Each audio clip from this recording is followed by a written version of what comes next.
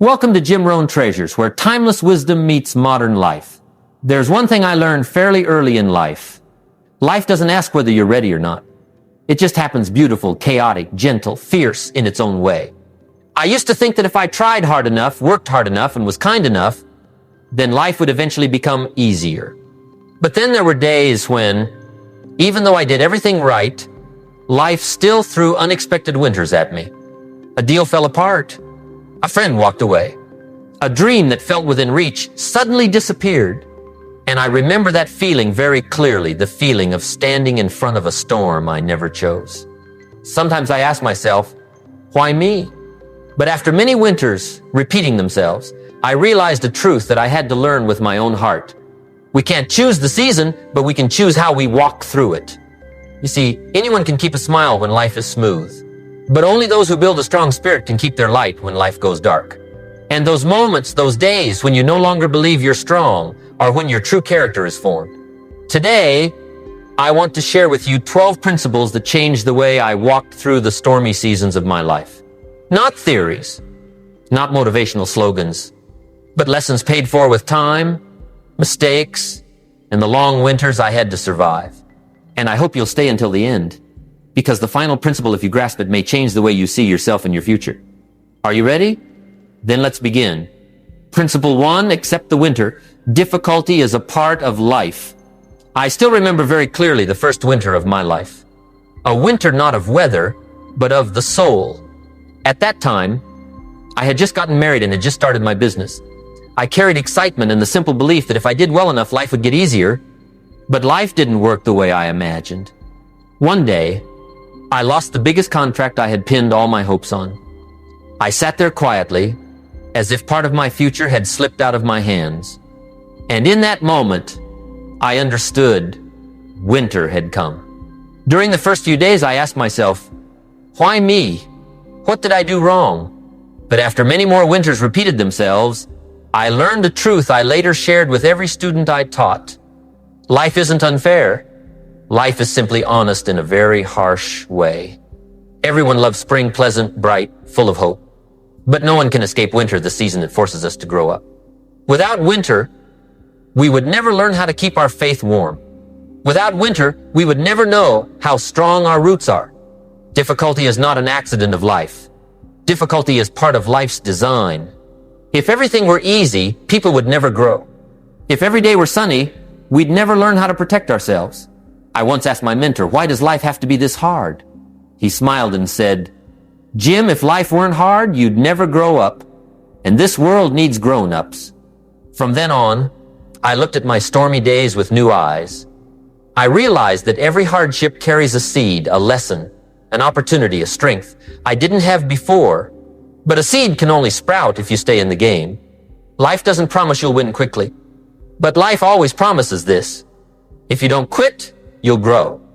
A farmer never gets angry at winter. He understands the season. He uses winter to sharpen his tools, prepare his fields, and restore his strength for the next season.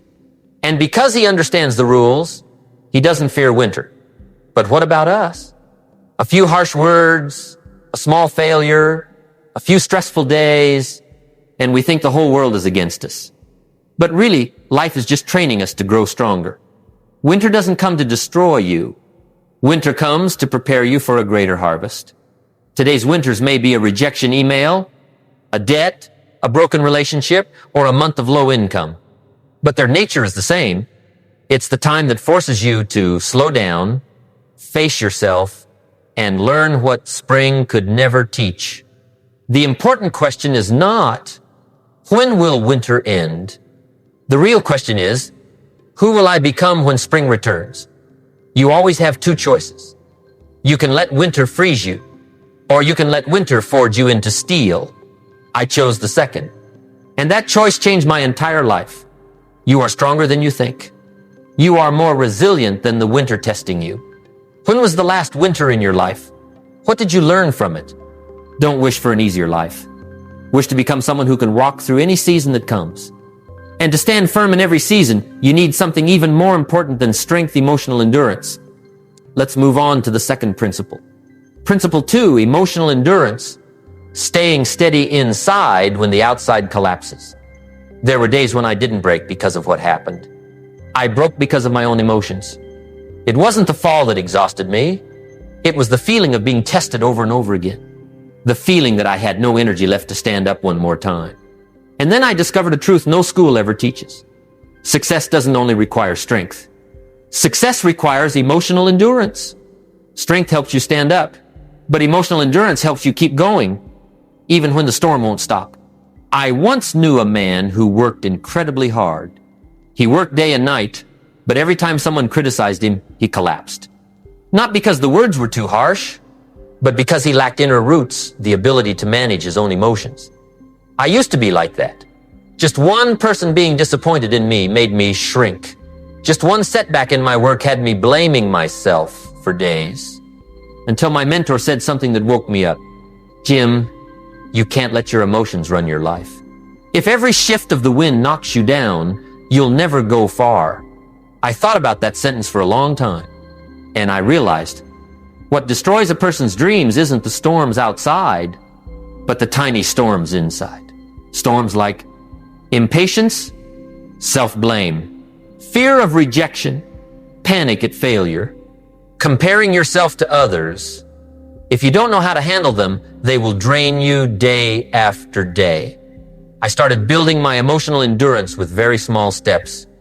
Whenever I felt disappointed, I paused for a few minutes. I breathed. I observed the emotion instead of fighting it. I asked myself, does this really matter that much? Will this still upset me a year from now? Most of the time, the answer was no. I realized that emotions are like ocean waves. A wave can crash hard against the shore, but it never stays for long.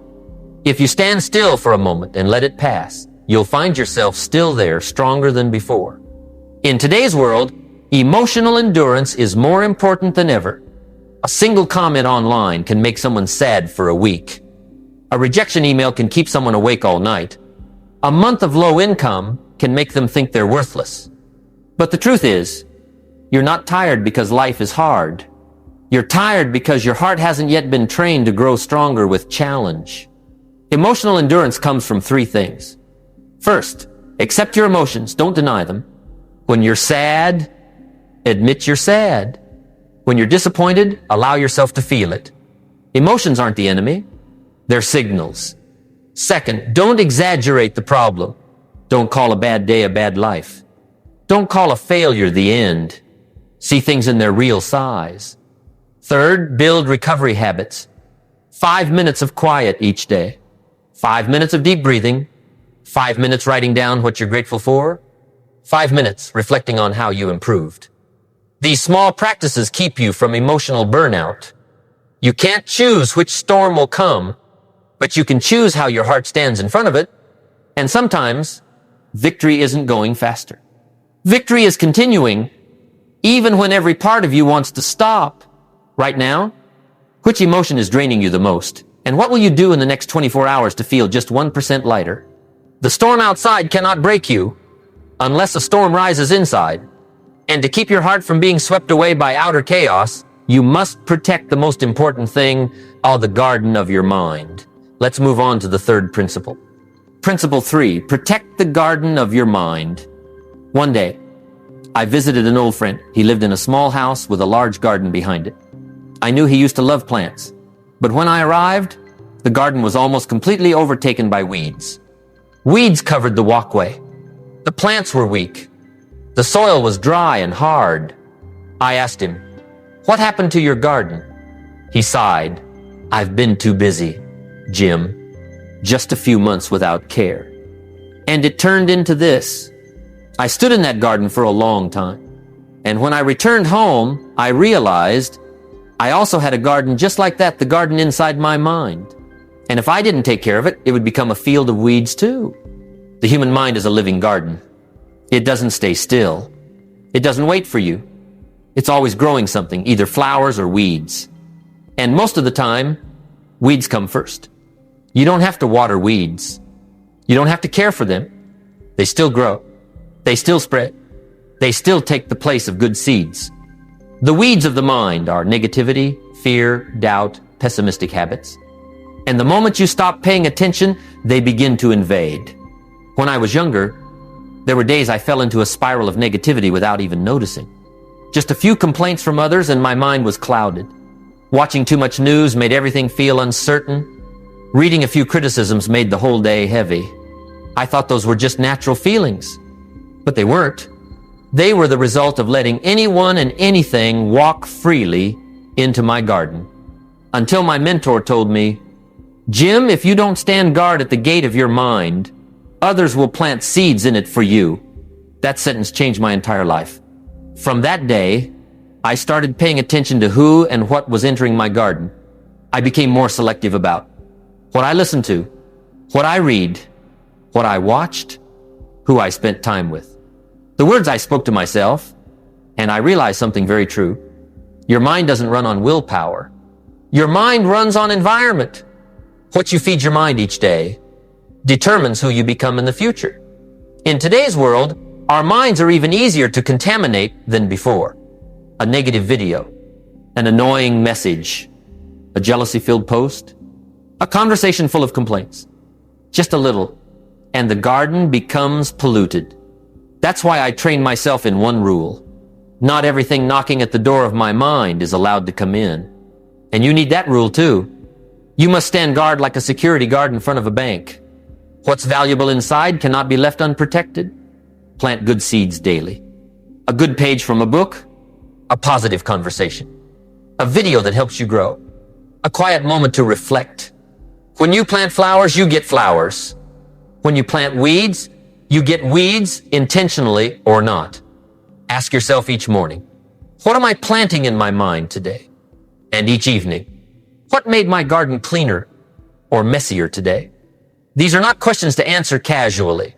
They are questions that determine the quality of your life. Because ultimately, a clear mind can survive the worst days. A mind full of weeds collapses under the smallest challenges.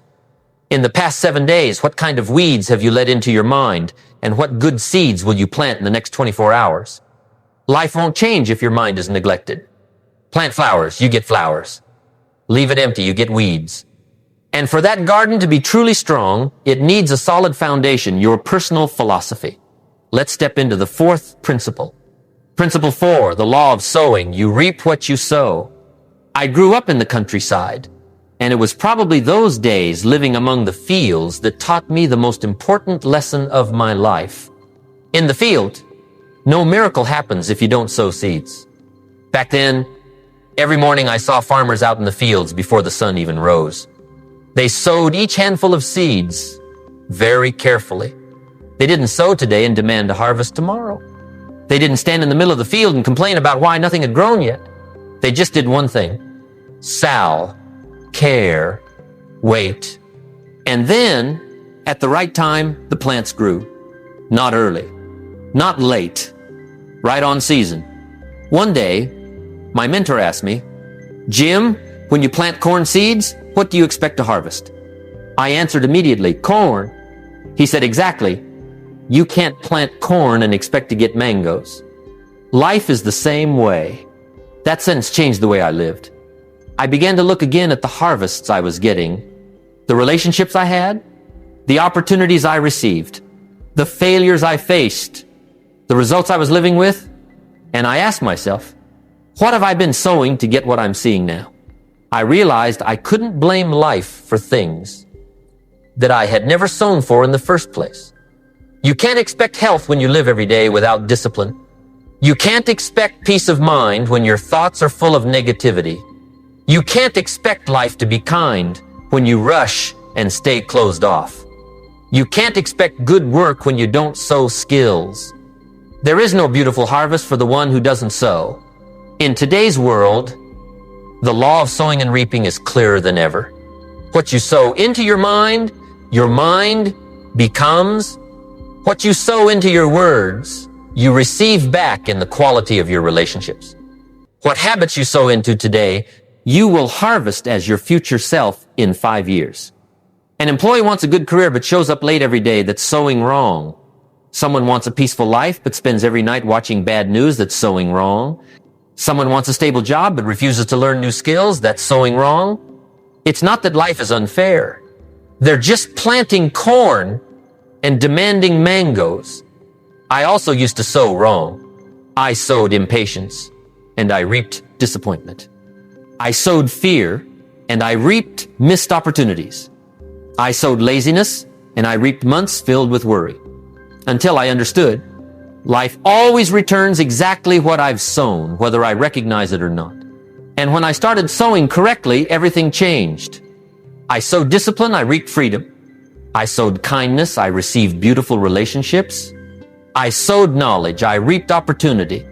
I sowed courage, I reaped doors I once thought weren't meant for me. The law of sowing doesn't judge anyone. It just operates quietly, precisely, and more fairly than any system humans ever created. If you understand this law, nothing can truly make you despair. Because as long as you start sowing again, life will begin opening up again. Today, what seeds have you sown? And where will those seeds lead you in 1 year? Life doesn't reward wishes. Life rewards seeds. But to sow the right seeds, you need a deeper foundation, a strong, clear life philosophy that guides every decision. Let's move on to the fifth principle. Principle 5, build a strong life philosophy. When I was young, I thought people who were more successful than me were that way because they were more talented, luckier, or started from a better place. I thought life favored them and made things harder for me. But then I met my mentor. He didn't teach me how to make money right away. He didn't teach me sales techniques or business strategies either. The first thing he taught was life philosophy. I still remember that afternoon. He handed me a blank sheet of paper and said, "Jim, before you try to change your life, you have to change your decision filter. That's what determines how you act, how you react, what you choose, and what you walk away from." I stared at that sheet of paper for a long time because I realized I had never written down my own life philosophy. I was living by habit, living by emotion, living by what I heard from others. But I had never asked myself, what truly matters to me? What do I believe? What am I pursuing? And that's when I understood. Someone with a strong life philosophy will go farther than someone who only lives by their feelings. Your philosophy is like the frame that keeps the house of your inner world standing.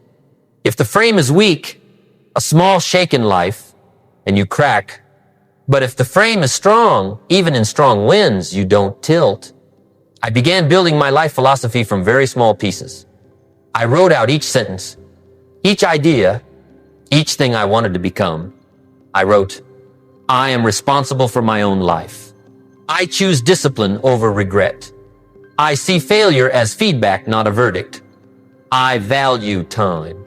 I keep my word with others and with myself.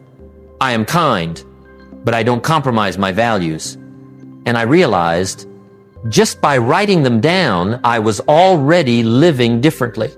I had standards. I had an inner voice. I had principles to hold on to. From then on, my decisions became clearer. I didn't take jobs that went against my values.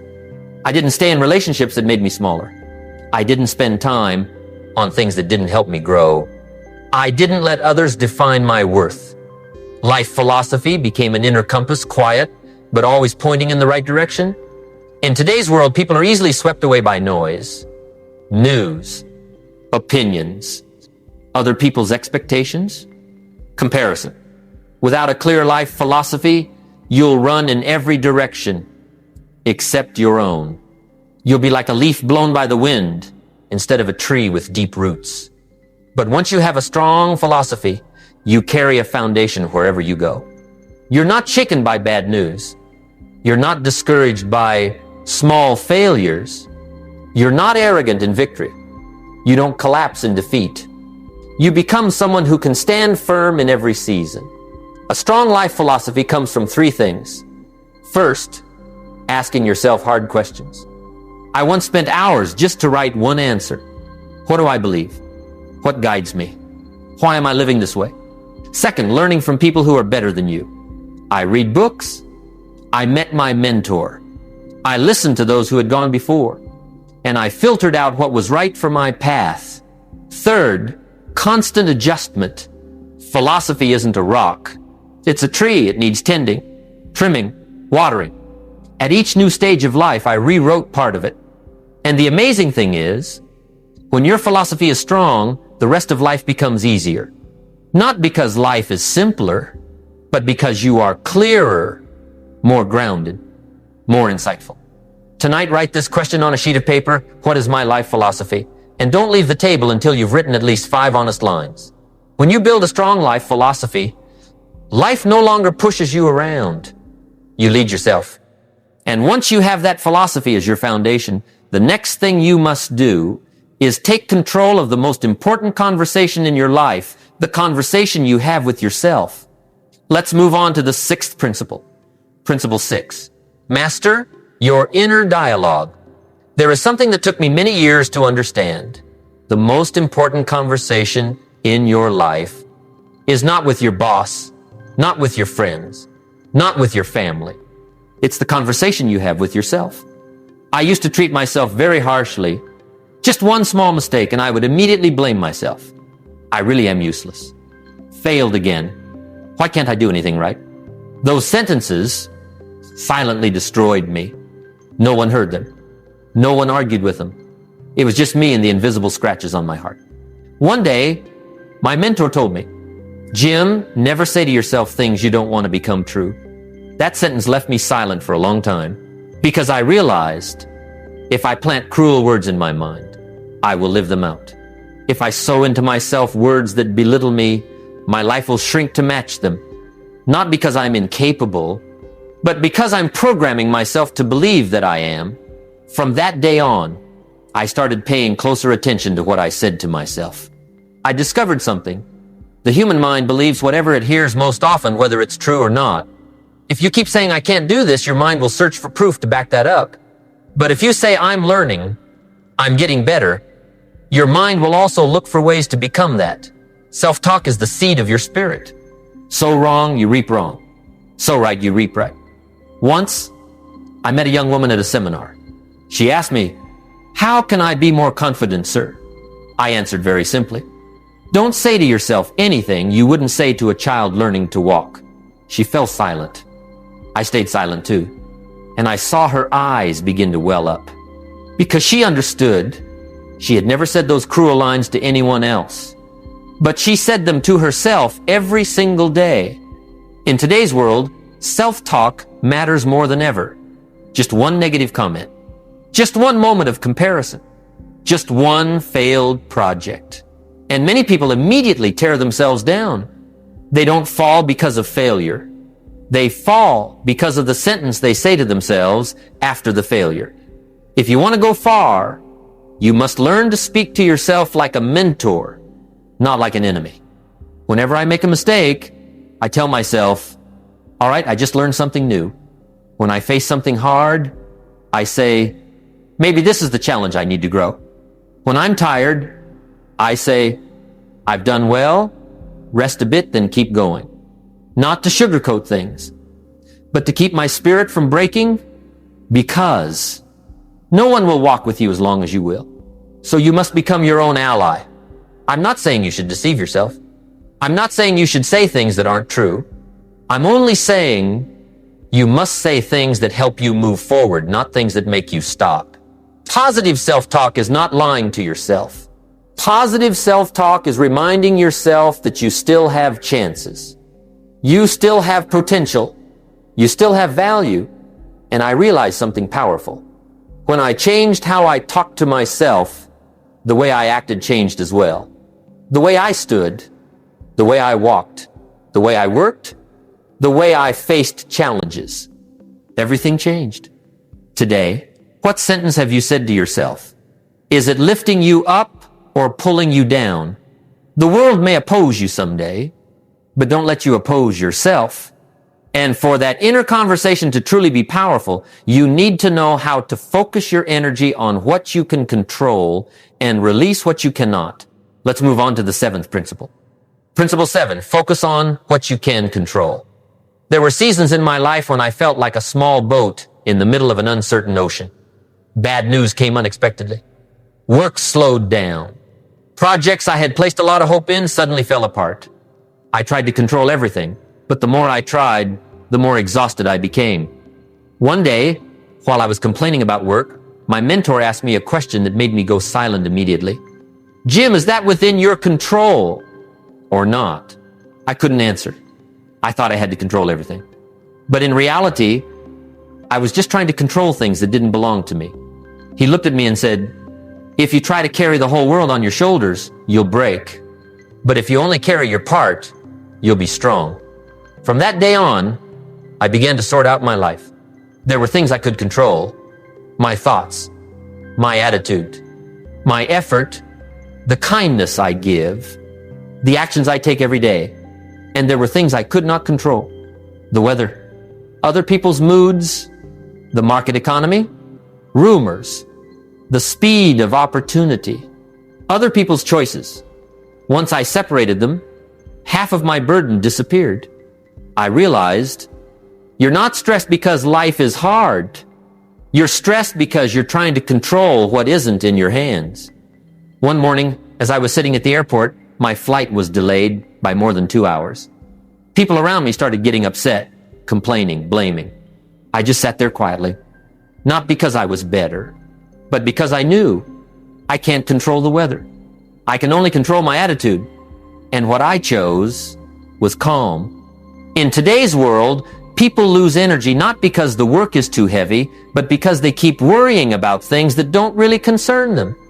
What someone thinks about them, what the media is saying today, whether others are ahead or behind, why life isn't fair, why people act the way they do. If you focus on what is out of reach, life will always feel heavy. But if you pour your energy into what is within reach, life becomes much simpler. I have a friend who runs a business. He often complains about the market. This year is too hard, customers are too difficult, trends are changing too fast. One day, I asked him, can you control those things? He was silent. So what can you control? He said, my service, how I treat customers, how I improve my product. I replied, then start there. Don't let what you can't control make you forget what you can do well. Life becomes lighter when you know where to draw the line between what belongs to you and what belongs to life. Imagine you're rowing a boat.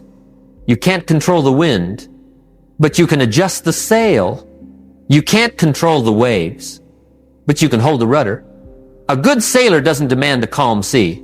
They learn to handle their boat, whether the sea is rough or smooth. And here's a truth that can change your life. If you do well with what is within your control, what is outside your control will affect you less.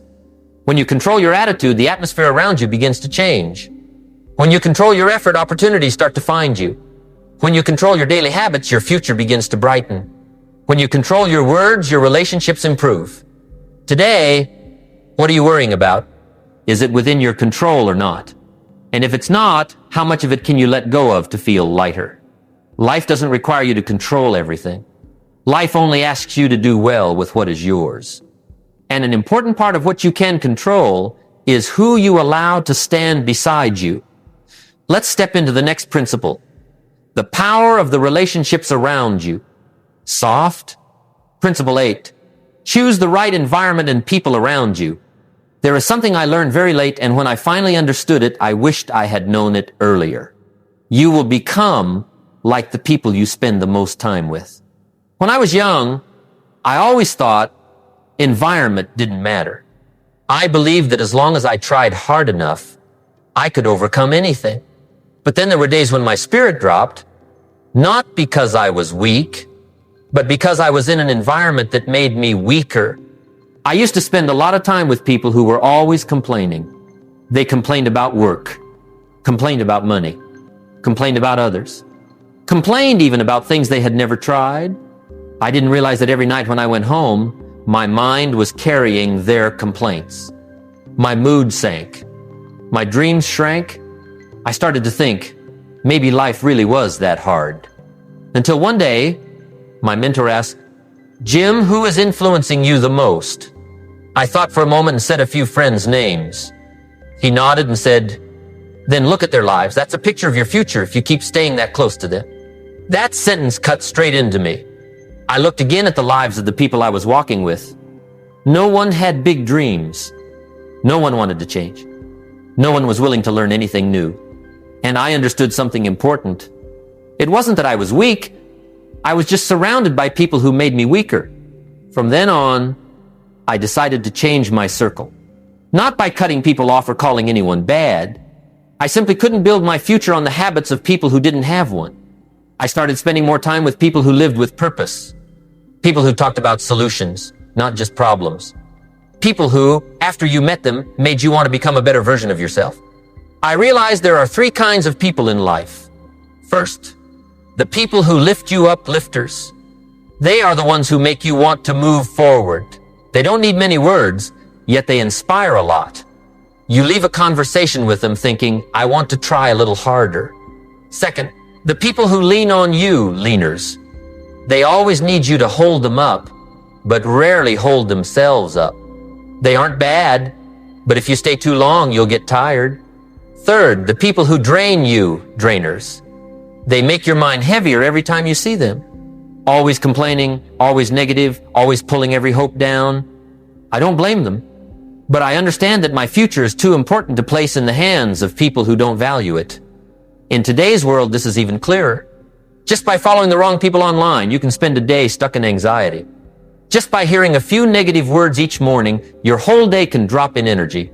Just one toxic relationship holding you back can cost you a full year of growth.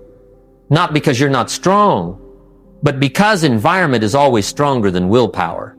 When I started choosing the right people, everything changed. I thought bigger. I worked better. I became more disciplined. I stopped complaining. I learned to protect my mind. I learned that. You can't fly high if you hang your life under people who are afraid of heights. Someone's reputation matters less than the energy they bring to you. How much money they have matters less than who you become when you're around them. Write down the 5 people you spent the most time with this past week. Are they lifting you up or pulling you down? Your future is determined not only by what you do, but also by who stands next to you. And once you are in the right environment with people who lift you up, what comes next will determine success or failure. The small disciplines you keep every day. Let's move on to the 9th principle. Principle 9, small daily disciplines. For a long time, I thought success came from something big, a special opportunity, a breakthrough moment, a turning point that suddenly changed everything. But as I grew older, I realized the opposite. Life doesn't change through big leaps. It changes through small steps repeated every day. I remember once my mentor asked, Jim, what determines a person's future? I guessed, luck, talent, environment, opportunity. He shook his head and said, no, the future is determined by what they do every day when no one is watching. That sentence made me think for a long time, because I realized most of my life was passing in unconscious habits, waking up without a clear goal, working based on mood, pushing hard when I felt inspired, quitting when I felt tired, no schedule, no rhythm, no discipline. And then I wondered why my life wasn't changing until I understood something simple but powerful. Small disciplines are the pen that draws your future. I started with very simple things. Reading 10 minutes every morning, spending 5 minutes each night reviewing my day, writing down my 3 most important goals, exercising for 15 minutes, turning off the TV a little earlier. Things so small, no one would think they make a difference. But after just a few weeks, I felt different. After a few months, my work looked different. And after a year, my entire life had turned in a new direction. Not because I did something big, but because I did the right things many times. Discipline has a strange quality. The first day is hard. The second day is hard. But on the 3rd, 4th, 5th day, it starts to build momentum. And when momentum appears, you don't need to force yourself, you just need to continue. I have a friend in sales. He told me that if he simply made 5 extra calls each day for a year, he'd have nearly 1,200 more calls. Just 5 calls a day. It sounds small, but it transformed his entire income. That's how discipline works. It works quietly, slowly, but steadily.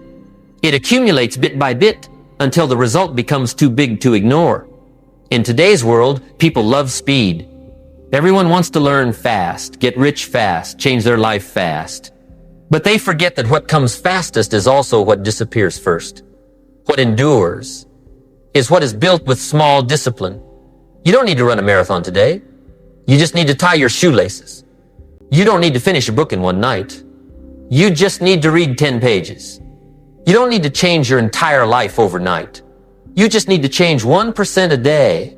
I realized discipline is not restriction. Discipline is freedom.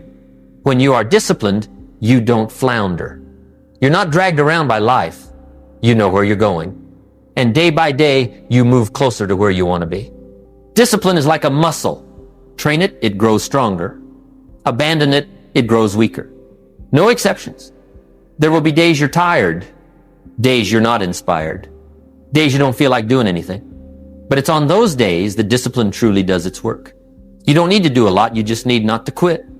That is real discipline. In the next 7 days, what 3 small disciplines can you keep every day, no matter how tired, busy, or challenged you are?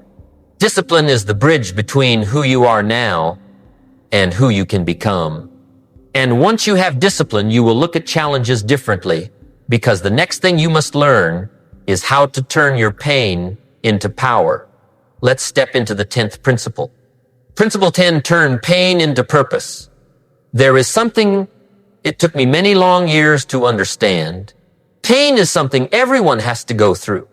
But what that pain becomes is your choice. I've seen many people collapse after a turning point in their lives.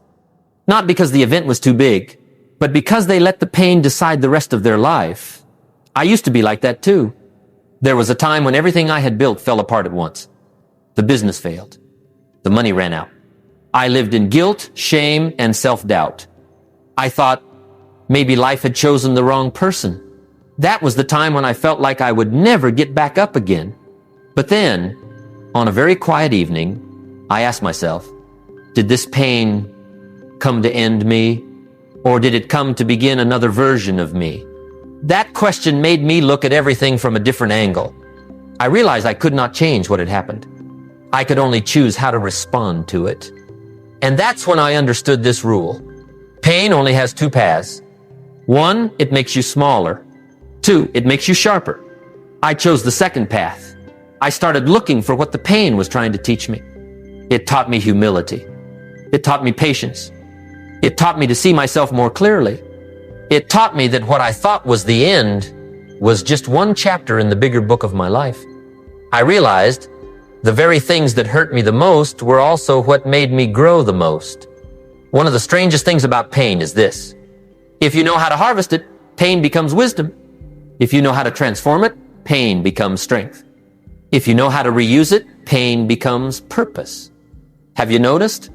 The most inspiring people in the world are not the ones who live smooth, easy lives.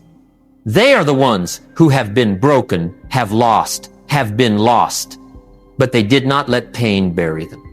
They used it to lift themselves up. I once met a man who lost everything in a bankruptcy.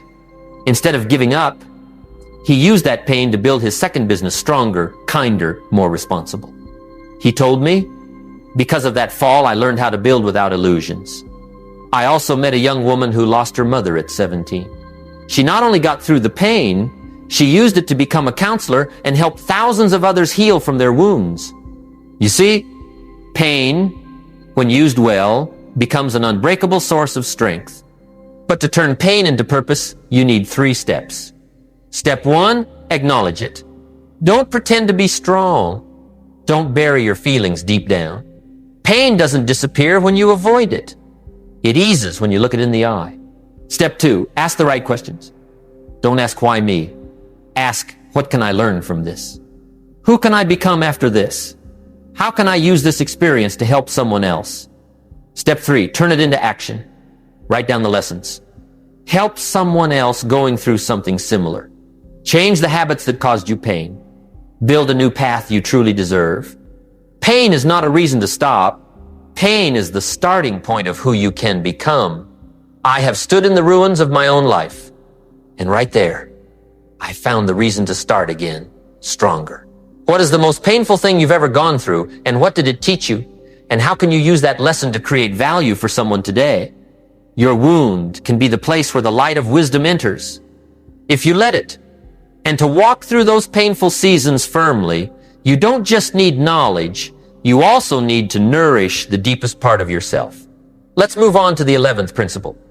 Principle 11, nourish your spirit, not just your mind. There was a time in my life when I read a lot. I learned every skill I could. I expanded my knowledge, tried new methods, and set big goals. My mind was full of information, but strangely, I still felt something was missing. Even though I knew more, I didn't feel more at peace. Even though I understood more, I didn't feel stronger. It was like I was climbing a mountain without really knowing what the summit was for. One day, my mentor said, "Jim, your mind can help you go fast, but only your spirit can help you go far."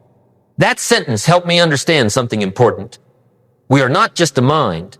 We are also a spirit, one that needs to be nurtured, cared for, and listened to. The mind is a tool. The spirit is the source. The mind helps you analyze. The spirit helps you rise after your deepest failures. The mind helps you make plans. The spirit helps you keep walking, even when those plans fall apart. But most of us live in an age where we feed the mind and starve the spirit. We read a lot, watch a lot, listen a lot, but rarely stop to ask, is my soul hungry? When I started paying attention to my spirit, things slowly changed. I spent a few minutes each morning being grateful for small things. One deep breath, a quiet morning, the first ray of sunlight. I spent a few minutes each night looking back at myself. Not to blame myself, but to understand myself. I made time for stillness. I sat alone without doing anything.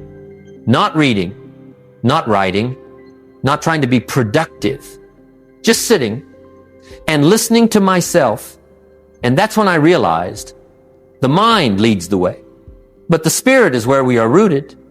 Your spirit is nourished by very simple things. A word of gratitude, a quiet moment, a kind act that no one knows about is S. An afternoon of deep breathing and letting go, a page from a book that calms you, an honest conversation. All of that makes you strong from the inside. A kind of strength that makes no noise, but is steady and deep. I've met many talented people who collapsed when life hit them hard. Not because they lacked knowledge, but because their spirit was too tired, too drained, too starved. On the other hand, I've met people who seemed ordinary, but when life tested them, they stood firm. Not because they knew everything, but because their spirit had been well nourished by gratitude, by peace, and by a real connection with themselves. Today, people chase rapid growth. They learn more skills. They optimize performance. They try to improve themselves hour by hour, but they're tired. They're tense. They're empty because they forget something simple. The spirit is not a machine. The spirit is a garden. If you don't tend it, it will wither. Just 5 minutes a day is enough. 5 minutes standing still and feeling your breath. 5 minutes writing down what you're grateful for. 5 minutes not comparing yourself to others. 5 minutes saying something kind to yourself. Just 5 minutes is enough for your spirit to begin to recover. In a noisy world, peace becomes a superpower. And you only gain that superpower when you know how to nourish your spirit. Today, have you spent 5 minutes nourishing your spirit? And if not, which way will you choose to do it before the day ends? The mind takes you to success. The spirit keeps you connected to yourself. And when the spirit is strong enough, you will see life with different eyes, knowing that today is only one chapter and the future still ahead. Let's step into the final principle. Principle 12, keep your faith in the future. There were days when I felt like I was standing in the middle of a vast field covered in fog. I couldn't see the way out. I couldn't see any clear path. There was only one feeling. Life seemed to be testing me too much. On those days, I easily lost faith. I thought my future was bleak. I doubted my own ability. And I once asked, how do people keep walking when all they see ahead is darkness? Then one evening, my mentor said something I never forgot. Jim, what keeps people standing is not what they see now, but what they believe is waiting for them ahead. That sentence was like a light. It didn't make the fog disappear, but it gave me a reason to take one more step. I realized a truth I later shared with many young people.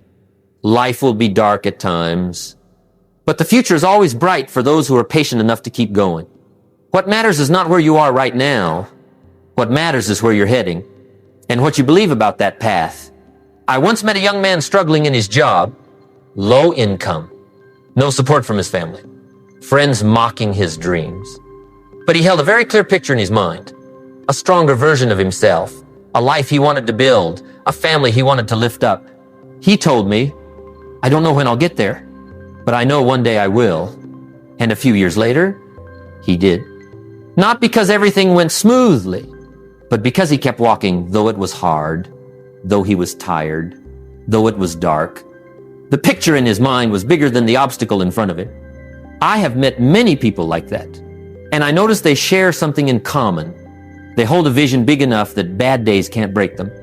A big vision is not wishful thinking, not blind positive thinking, not things will magically work out. A big vision is the promise you sign with your own future. It is the strength that pulls you up every time you fall.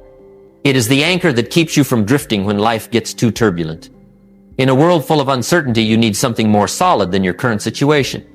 That is the image of yourself in the future. The clearer the vision, the steadier your steps. The brighter the vision, the stronger your heart.